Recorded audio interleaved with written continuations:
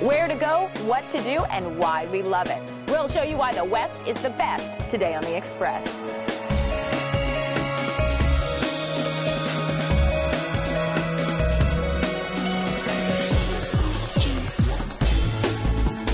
On today's show, it looks great. They've done a really good job. Heritage revamped. Nanaimo's old bastion gets a new look. It's really nice to see the building looking tall and proud again. Good to see you. Good luck in the race today. West Van neighbors coming together and running together.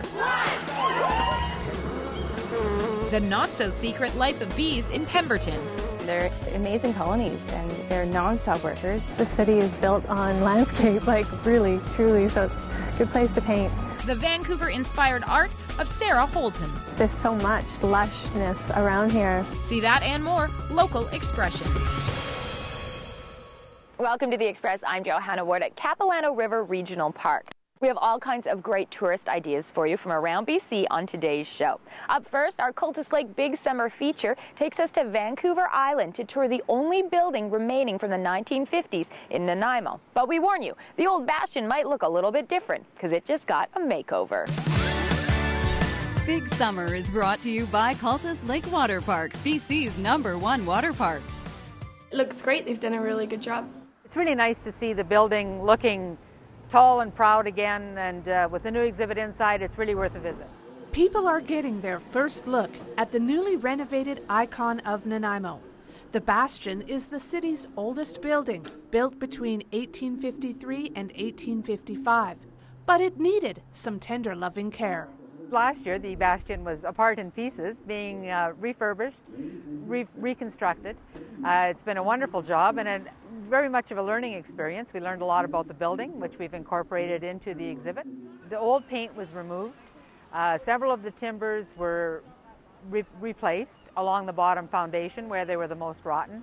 All the timbers were checked for wood rot and other problems, with problem areas cut out and new areas put in. And of course, it was repainted. I always say to folks, it's a tangible reminder of our history. Think if the building did not exist, would there be any reference point for understanding the history of the city? And I think you can understand the problem there would be if there wasn't these buildings that are there to remind us of our history. When you come in, you know, it's basically, you're coming in, you're stepping back into a different time period. The walls of the timber, cedar timber walls it's dark, it's unfinished. You get the smell of the wood, the smell of the goods that are in the building, and you get a really sort of a sense of history when you come into the place. I know it's the only existing bastion that still exists here in Canada and I believe the United States. So I'm truly amazed that the wood is in the quality that it is. There was quite a bit of damage to the building. It had quite a bit of a lean on, and it did kind of move when you walked in. So it was getting to the point where it was quite dangerous, and something needed to be done to preserve it and make sure it's there for another 150 years. No, that just looks like bad workmanship. It's an old building. It's got a lot of history, and there's a certain place you can just tell there's history just by being there. Hi, how are you? Can you tell me much about this place? Well, what we've tried to do is sort of take the Hudson Bay Company between 1853 and 1862, which was their time here in Nanaimo, and represent it on the different floors. So the first floor is the office of the company. This is where they came to get supplies they needed for a daily basis. Clothes, soap, tea, coffee, salt, things like that. They would purchase at the company store. I've seen it from the outside many times, but never been inside. So very interesting, great to read the history. And because, again, being from England, it's interesting to know, how new Canada is and what they used to go through when they first got here as colonialists. Personally, I find the building is just a very interesting piece of architecture.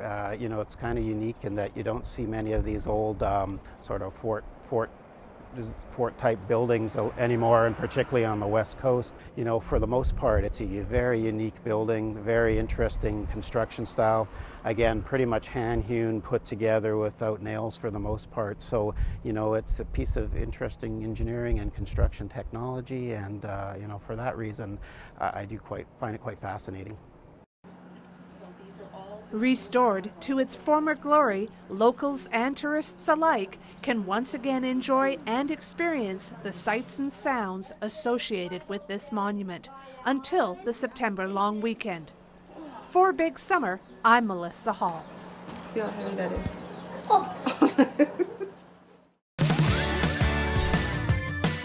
Big Summer is brought to you by Cultus Lake Water Park, BC's #1 water park.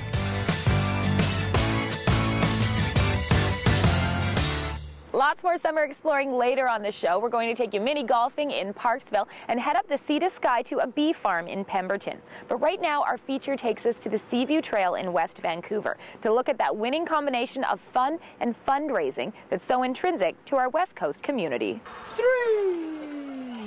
I thought Sunday mornings were for sleeping in, but I was proven wrong by the beautiful community of Eagle Harbour in West Vancouver. Kelly Harris, one of the organizers from the Eagle Harbour 5K Fun Run, explains why. Thanks for coming. Good to see you. Good luck in the race today. Thank you. We've got a community fun run happening here that myself and 3 other local moms put on every year. It's called the Eagle Harbour 5K Fun Run. Basically encourages healthy values in our community, brings our community together. We have over 400 participants signed up to participate this year. Good luck, Kyle. We'll see you at the finish line. We want this event to continue on and be a legacy in our community and to continue to build that community spirit that makes our little tiny community of Eagle Harbour so special. It really is an amazing little community. It has such a good spirit about it, and this event really helps to bring everyone together. Hi, Tyler and Dave. How's it going with the barbecue here? Yeah, pretty good, Kel. Anna Yamoka, an 8th grader from Collingwood School, has been doing the run for the last 4 years. This is the 5th year, and so this will be my 5th time running it. Welcome to the 5th annual walk. It's always fun because I've moved up to the different age groups. There's 3 different age groups, and my friends also come and we kind of compete, and yeah, it's really fun. Before running any race, the warm-up is essential, but Eagle Harbour adds a little twist with a Bollywood-style dance that gets the blood flowing.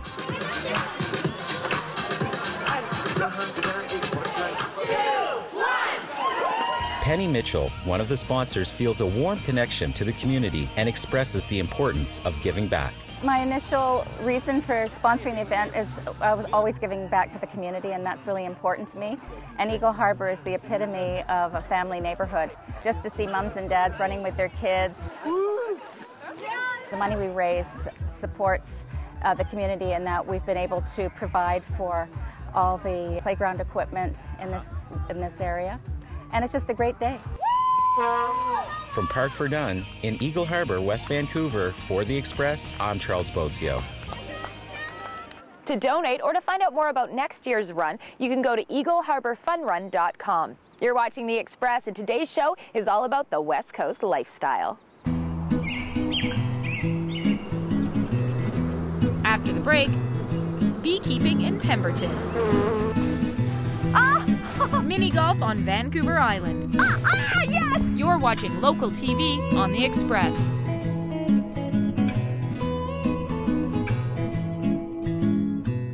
Community programming on Shaw has been generously sponsored in part by... The Express is brought to you in part by Plum, fashion supplier to host Johanna Ward.